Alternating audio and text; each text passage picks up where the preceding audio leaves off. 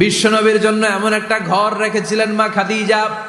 ওই ঘরে বিশ্বনবী যখন প্রবেশ করতেন, বাইরে যত মারপিট হয়েছে, মারামারি হয়েছে, কাফেরদের যত অত্যাচার সহ্য করেছে, ঘরে ঢোকার সাথে সাথে নবী সব ভুলে যেতে। এত মায়া, শান্তি, প্রশান্তির ঘর খাদিজা বানিয়েছিল। এজন্য আল্লাহ বলেছে, জিব্রাইল খাদিজারে বলো, খাদিজার জন্য এমন জান্নাত আমি রেখেছি যে জান্নাতে কোনো সাউন্ড নাই, আওয়াজ নাই, ডিস্টার্ব নাই, কোলাহল নাই, কোনো নয়েজ নাই। চিল্লায় পড়েন আল্লাহু আকবার।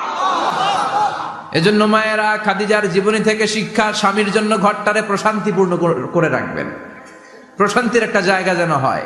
কানের কাছে এসে বেশি বেশি ঘ্যান ঘ্যান করেন না। ঘরে ঢুকলেই চাল নাই, ডাল নাই, এটা লাগবে, ওইটা লাগবে, ছেলের ওইটা লাগবে। আস্তে আস্তে অনেক স্বামী হার্ট অ্যাটাক করে স্ত্রীর কারণে, জানেন ঠিক কিনা?